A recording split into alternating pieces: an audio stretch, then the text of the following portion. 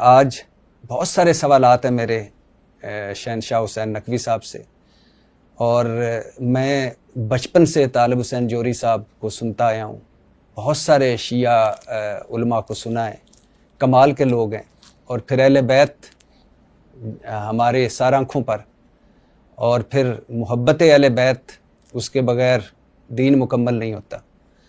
لیکن بہت سارے سوالات ہیں اس حوالے سے، اور آج وہی سوال میں کروں گا شہنشاہ حسین نقوی صاحب سے۔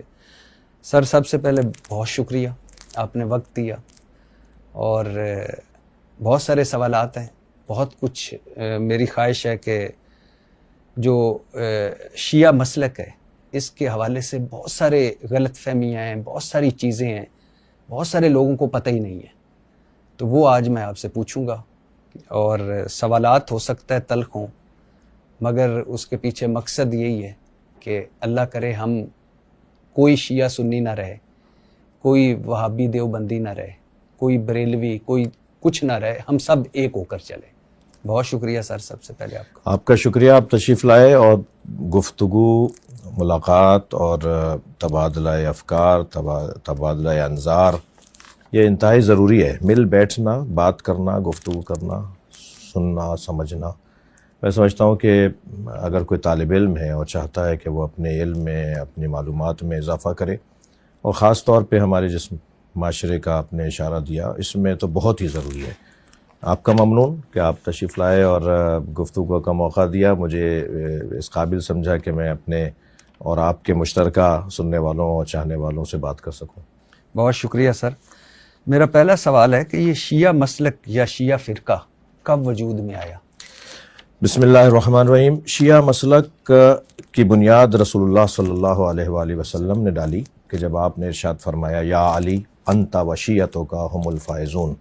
80 حدیثیں میں نے علماء اہل سنت کی کتابوں سے جمع کی تھیں، اور اب تو بہت بڑی تعداد میں علماء اہل سنت نے اس موضوع پر کام کیا ہے، کتابیں لکھ ڈالی ہیں۔ خاص طور پہ ابھی پچھلے دنوں جو پنڈی اسلام آباد کے ایک بزرگ عالم دین نے کتاب لکھی ہے کہ اہل سنت حدیثوں کی کتابوں میں، احادیث کتب اہل سنت میں، کتب احادیث اہل سنت میں شیعہ روات، شیعہ راوی جو نبی مکرم سے روایت لیتے ہیں، سرکار دو جہاں سے حدیث سنتے ہیں اور وہ پھر اس کو نقل کرتے ہیں، اور جس حدیث کا راوی شیعہ ہے اور وہ نبی سے سن رہا ہے تو اس کا مطلب ہے کہ یہ لفظ شیعہ، اس کی شناخت، اس کا عنوان، اس کی پہچان بے حیثیت شیعہ وہ رسول اللہ کے زمانے سے تھی اور مولا علی کے زمانے سے تھی۔ تو میرا ہی نہیں بلکہ ہمارے تعلیمات کا یہ دعویٰ ہے کہ شیعہ عنوان جو ہے وہ نبی کے زمانے سے ہے۔ سرکار نے فرمایا یا علی انت و شیعتک ہم جیرانی فی الجنہ۔ میں اب یہ حدیثیں پڑھ رہا ہوں آپ کے سامنے، یہ کتب اہل سنت میں لکھی ہوئی ہیں۔ اور بات ہے کہ مفتی شامزئی صاحب نے عقیدہ ظہور امام مہدی کے حوالے سے کتاب لکھی ہے، کتاب کا نام ہی عقیدہ ظہور مہدی ہے۔ اس میں وہ لکھتے ہیں کہ اس عقیدے کو صرف شیعہ حضرات ہی نہیں بلکہ اہل سنت بھی امام مہدی کا عقیدہ رکھتے ہیں، اور پھر اس میں انہوں نے روات کا ذکر کیا اور جرح و تعدیل کیا راویوں کے اوپر، اور اس کے بعد انہوں نے فرمایا کہ اس میں بعض راوی شیعہ ہیں جنہوں نے اس عقیدے کو نبی سے نقل کیا ہے۔ تو پھر وہ لکھتے ہیں کہ ہاں یاد رہے کہ آج کا شیعہ اور اس وقت کے شیعوں میں فرق ہے۔ تو یہ ایک علیحدہ بحث ہے کہ آپ ظاہر ہر شیعہ، ہر سنی، ہر مسلمان، ہر انسانی مختلف ہوتا ہے، کوئی کسی جیسا نہیں ہوتا۔ لیکن یہ کہنا کہ بعد کی ایجاد ہے یا بعد میں کوئی مذہب بنا، مسلک بنا، نہیں۔ ہمارا دعویٰ ہے کہ سب سے پہلا عنوان ایک اچھا مسلمان، ایک بہترین اسلام کی تصویر تشیع ہے۔ لیکن سر شیعہ کتابوں میں ہے کہ شیعہ مسلک کا بانی عبداللہ بن سبا ہے۔ میں ابھی آپ کو بتاتا ہوں کہ نامور شیعہ مورخ ابو عمر بن عبدالعزیز الکشی اپنی کتاب میں معرفت الناقلین عن الائمۃ الصادقین جو المعروف رجال الکشی میں لکھتا ہے کہ عبداللہ بن سبا یہودی تھا، وہ مسلمان ہوا، حضرت علی سے رضی اللہ تعالیٰ عنہ سے اظہار محبت کرنے لگا۔ اس کا جو عقیدہ حضرت موسیٰ کے وصی یوشع بن نون کے بارے میں تھا، وہی عقیدہ حضرت علی رضی اللہ تعالیٰ عنہ سے متعلق اختیار کیا۔ یہ پہلا شخص تھا جس نے حضرت علی رضی اللہ تعالیٰ عنہ کے مخالفین کی تکفیر کی۔ اسی بنا پر شیعہ مخالفین کہتے ہیں کہ شیعہ ازم یہودیت سے ماخوذ ہے۔ جی، ہم اس کی تردید کرتے ہیں، اس روایت کی ہم تردید کرتے ہیں، اس دعوے کی تردید کرتے ہیں۔ اس کی وجہ یہ ہے کہ یہ اگر آپ احادیث کی کتابوں میں اختلافی احادیث یا نوادر احادیث یا مجعول حدیث یا جعلی اور موضوع احادیث کا سلسلہ شروع کریں گے تو کوئی بھی مسلک بچا ہوا نہیں ہے کہ جس کے اندر کمزور چیزیں پائی جاتی ہیں. یہ آپ کا ہے سر؟ جی ہمارا ہے. آپ ہمیں بحر النوار کا بھی حوالہ دے سکتے ہیں، مگر میں تو آپ کو اپنی ان کتابوں کی طرف توجہ دلاؤں گا جس میں عبداللہ ابن سبا کو امام علی علیہ السلام نے جلانے کا حکم دیا، زندہ جلانے کا. جی میں اگر نامور جو شیعہ مورخ ہے، شیعہ جید عالم ہے، علم الکلام کے ماہر اور فلسفی ہیں، ابو القاسم حسین بن روح نوبختی، اپنی کتاب فرقہ الشیعہ میں لکھتے ہیں کہ عبداللہ بن سبا حضرت ابو بکر، حضرت عمر رضی اللہ تعالیٰ عنہ، حضرت ابو بکر رضی اللہ تعالیٰ عنہ، حضرت عثمان رضی اللہ تعالیٰ عنہ، دیگر صحابہ پر تان و تشیع کا آغاز کرنے والوں میں سے تھا. اس نے لوگوں کو کہا کہ حضرت علی رضی اللہ تعالیٰ نے اسے ایسا کام کرنے کو حکم دیا. حضرت علی کو پتہ چلا تو آپ نے اسے گرفتار کرنے کو حکم دے دیا.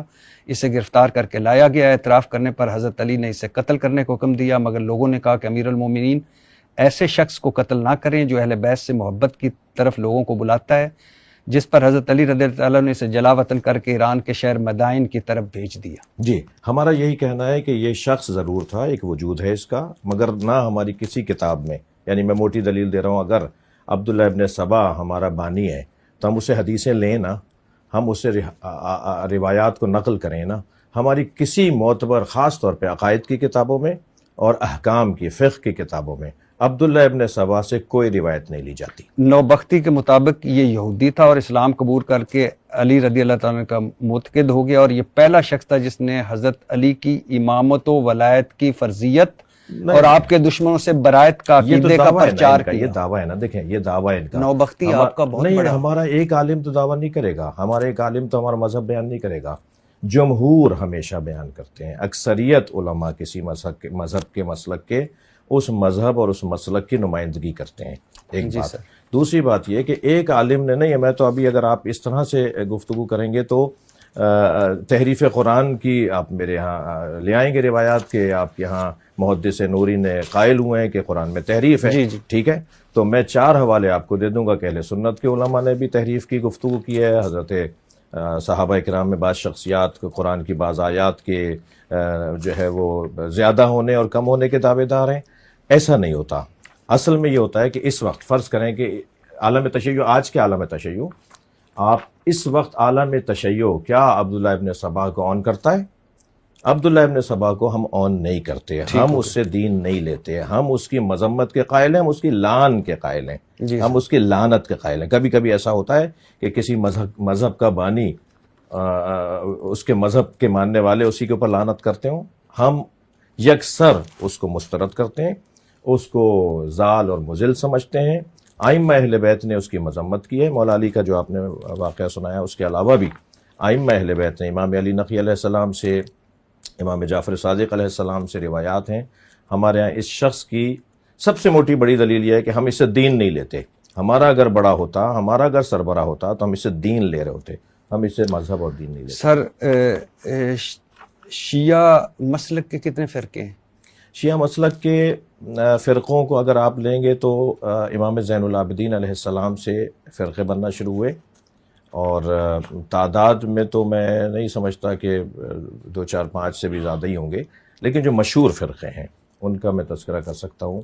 اس میں اسماعیلی، جو حضرت امام جعفر صادق علیہ السلام کے فرزند حضرت اسماعیل کو اپنا 7واں امام، امام جعفر صادق کو 6واں امام، اور حضرت اسماعیل ان کے بیٹے کو اپنا 7واں امام مانتے ہیں. اور جو اثنا عشریہ یعنی ہم لوگ، ہم امام موسیٰ کاظم علیہ السلام کو اپنا 7واں امام مانتے ہیں. اور پھر اس وقت پوری دنیا میں جو غالب اکثریتی شیعہ لوگ ہیں وہ اثنا عشری ہیں، 12 امامی ہیں، 12 امامی ہیں. زیدیہ بھی شیعہ فرقہ ہے. وہی میں غالیہ، زیدیہ، رافضہ. جی ہاں، جی ہاں. اور روافظ شیعہ کہلائے ہیں ماضی میں، زیدیہ کہلائے ہیں، واقفیہ کہلائے ہیں، مرجعہ کہلائے ہیں. ان ناموں سے شیعہ مختلف ادوار کے اندر فرقے بنتے رہے ہیں. مگر اس وقت جو غالب اکثریتی شیعہ شناخت رکھنے والے لوگ ہیں وہ اثنا عشری ہیں، جن کی تعداد غیر اثنا عشریوں سے 90% زیادہ ہے. یعنی آپ شیعہ جو مولا علی کو پہلا امام مانتے ہیں، پہلا خلیفہ بلا فصل مانتے ہیں، اور وہ خلافت کے حوالے سے ایک جو ہماری یہاں کی ایک خاص بحث ہے اس کا عنوان رکھتے ہیں. وہ جو پہلا امام مولا علی کو مانتے ہیں اور امام جعفر صادق علیہ السلام تک مشترک ہیں، پھر امام جعفر صادق کے زمانے میں اور امام موسیٰ کاظم کے زمانے میں، پھر امام علی رضا علیہ السلام کے زمانے میں شیعہ مختلف فرقوں میں تقسیم ہوتے چلے گئے. اور اس وقت بھی تقریباً 400 سال سے جو اکثریت بڑی تعداد شیعوں کی ہے وہ اثنا عشریوں کی ہے. اچھا سر، شیعہ میں نہج البلاغہ پڑھ رہا تھا اور آپ کی کتابیں پڑھ رہا تھا کہ جہاں شیعہ حضرت علی رضی اللہ تعالیٰ عنہ نے شیعہ کی بہت تعریف کی، اپنے شیعہ کو بہت سراہا، وہاں نہج البلاغہ میں کئی خطبات جس میں حضرت علی رضی اللہ تعالیٰ عنہ شیعہ پر گرجے برسے مذمت کی. امام موسیٰ کاظم نے کہا ہے کہ اگر میں اپنے شیعہ کو آزماؤں تو ثابت ہو جائے کہ زبانی جمع خرچ کے سوا ان کے پاس کچھ نہیں، اگر میں ان کا امتحان لوں تو ثابت ہو جائے کہ یہ سب مرتد ہیں. اور حضرت حسن رضی اللہ تعالیٰ عنہ، اگر میں حضرت معاویہ کے خلاف صف آرا ہو جاتا تو یہ شیعہ غدار بن کر مجھے اپنے ہاتھوں سے حضرت معاویہ کے سپرد کر دیتے. چنانچہ میں نے سمجھا کہ باعزت طور پر معاویہ رضی اللہ عنہ صلح کر لینا قید کی حالت میں مرنے سے بہتر ہے. دیکھیے اور یعنی یہ ہے فضل بن حسن بن فضل تبرسی، اور پہلی جو میں نے مثال دی وہ کتابت الروضہ من الکافی سے. جی بالکل صحیح ہے. شیعوں کی تعریف بھی آئی ہے ائمہ اہل بیت کی زبان پہ، اور یہ مذمت حضرت بھی آئی حسن والی ٹھیک ہے رضی اللہ تعالیٰ. جی یہ روایات بالکل صحیح ہیں جس میں مذمت آئی ہے، اور یہ ایسی ہی مذمت ہے جیسے کسی بھی مسلمان کے لیے آپ کر سکتے ہیں جو زبانی مسلمان ہے، جو شناختی کارڈ کا مسلمان ہے، جو کردار کا مسلمان نہیں ہے. کیا اس عنوان سے کہ جو شرائط، جو صفات، جو مقام، جو معیار ایک مسلمان کا ہونا چاہیے، کتنے ہیں اس وقت دنیا میں مسلمان، کتنے اس وقت دنیا میں شیعہ، کتنے اس وقت دنیا میں جو شیعہ صفات پہ اترتے ہوں، کتنے اس وقت دنیا میں جو سنی صفات پر پورا اترتے ہیں، تو شاید انگلیوں پہ گننے سے زیادہ نہیں ہوں گے جو اس کمال کے، اس معیار کے لوگ ہونے چاہیے جو اہل بیت اپنے شیعوں کو چاہتے تھے. مثلا امام جعفر صادق علیہ السلام نے جو شیخ صدوق رحمۃ اللہ علیہ نے صفات الشیعہ نامی کتاب لکھی ہے، اس میں امام جعفر صادق علیہ السلام سے روایت اور ائمہ اہل بیت سے کہ ہمارے شیعہ کی یہ 18 صفات ہوں گی. تم صرف زبان سے نہیں ماننا کہ وہ کہے کہ ہم علی کے شیعہ ہیں، ہم اہل بیت کے شیعہ ہیں، اس میں یہ صفات پائی جاتی ہوں گی. مثلا یہ کہ وہ اول وقت نماز پڑھتا ہوگا، مثلا وہ پڑوسیوں کا ایسا خیال رکھتا ہو. 110 صفات امام علی علیہ السلام نے صفات المتقین کے طور پر اپنے شیعوں کی 110 صفتیں بیان فرمائی. کیا ان 110 میں سے 5 پر بھی آج کا شیعہ پورا اترتا ہے؟ اس زاویے سے اگر آپ دیکھیں تو مذمت آئی ہے. وہ مذمت اس معنی میں نہیں ہے، وہ مذمت یہ کہ جیسا ہم چاہتے ہیں اپنے چاہنے والوں کو، جیسا ہونا چاہیے ہمارا چاہنے والا، اس معنی میں مذمت ہے. لیکن سر یہ بڑا سخت ہے کہ حضرت حسن رضی اللہ تعالیٰ عنہ کا کہ اگر میں حضرت معاویہ رضی اللہ تعالیٰ عنہ کے خلاف صف آرا ہو جاتا تو یہ شیعہ غدار بن کر مجھے اپنے ہاتھوں سے حضرت معاویہ رضی اللہ تعالیٰ عنہ کے سپرد کر دیتے. چنانچہ میں نے سمجھا کہ باعزت طور پر معاویہ رضی اللہ تعالیٰ عنہ صلح کر لینا قید کی حالت میں مرنے سے بہتر ہے. یہ تو آپ ایک تاریخی بات کی طرف اشارہ کر رہے ہیں نا کہ ایسا کیوں ہوا تھا، کیونکہ خریدے گئے لوگ، کیونکہ ڈرایا گیا لوگوں کو، کیونکہ ان کو لالچیں دی گئیں. خود امام حسن علیہ السلام کو زہر دینے والی ایک خاتون ہے جو آپ کے گھر کی، آپ کی زوجہ ہیں، جی، اس کو لالچ دی گئی تھی کہ یزید سے تمہاری شادی کریں گے، تم زہر دے. تو اس کے بعد جو محمد ابن اشعث نے لا کے وہ زہر دیا، شام سے زہر آیا، پوری ایک داستان ہے. ایسا جب ماحول ہو جائے اور لوگوں کو، یعنی گھر میں جب امام تنہا ہوں تو شیعہ اگر ساتھ نہیں دے رہے تھے اور وہ بک رہے تھے اور وہ مثال کے طور پہ ڈر رہے تھے اور وہ خوف کا شکار ہو رہے تھے، تو یہ تو بہت بڑی آزمائش ہے. میں اور آپ بھی اگر اس دور میں ہوتے، پتہ نہیں کس خیمے میں ہوتے. بہت مشکل دور تھا. جی. تو ایسے دور میں لوگوں کا ساتھ چھوڑ کے چلے جانا یا تنہا کر دینا اور پھر سازشوں کا شکار ہو کے یہاں تک بات آ جانا کہ امام اس طرف اشارہ فرمائے کہ اگر میں ایسا نہیں کروں تو یہ ایسا کریں گے میرے ساتھ، تو یہ تو ایک تاریخی حقائق ہیں جن کا انکار نہیں ہے. سر ایک میرا سوال ہے اور میرے ذہن میں اکثر آتا ہے کہ جو کچھ آج آپ لوگ کر رہے ہیں، کیا یہی ائمہ اہل بیت کی تعلیمات ہے؟ آسان لفظوں میں اگر میں کہوں کہ جو کچھ آپ کر رہے ہیں، اہل بیت اور امام خوش ہوں گے سب دیکھ کر. مثال کے طور پر یہ ماتم، یہ سینہ کوبی، یہ زنجیر زنی، یہ تعزیے، یہ ذوالجنا، یہ جنازے، کوئی کوئلوں پر چل رہا ہے، کوئی خود کو لہو لہان کر رہا ہے.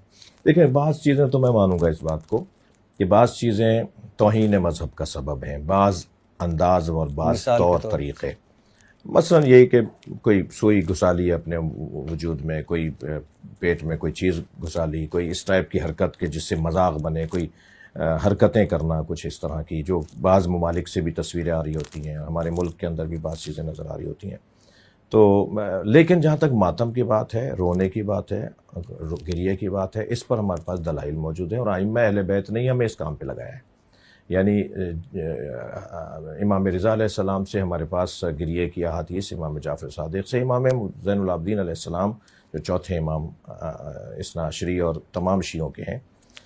میں نے عرض کیا کہ چھٹے امام تک تو سارے شیعہ مشترک ہیں، بعد میں پھر چھٹے امام کے بعد اختلافات شروع ہوئے اور فرقے بنے. لیکن گریہ، ماتم اور عزاداری، کالے کپڑے پہننا، رونا، کربلا اور امام حسین کو یاد کر سر کالے کپڑوں سے یاد آیا کہ ملا یازر الفقیہ، جی، یہ آپ کی بڑی کتاب ہے. اس میں کالے کپڑے پہن کے نماز پڑھنا مکروہ ہے. نہیں، اس کتاب میں ہے کہ کالا لباس فرعون کا لباس ہے. جی ٹھیک ہے، خانہ کعبہ کے پردے کو کیا کریں گے آپ؟ نہیں، خواتین کے کالے کی چادر کو کیا کریں گے آپ؟ نہیں، نہیں، اس کی مراد کچھ اور ہے. اچھا، میں عرض کر رہا ہوں جی جی، اس سے مراد کچھ اور ہے. کالے کپڑے جو عادت بنا لے، اپنے کالے کپڑے جو اپنا مزاج بنا لے، اپنا لباس، کیونکہ نبی مکرم کا لباس صلی اللہ علیہ وآلہ وسلم کا جو لباس ہے وہ سفید لباس ہے. مولا علی علیہ السلام کا جو لباس ہے وہ سفید لباس ہے. امام جعفر صادق علیہ السلام کا ہرا لباس ہے.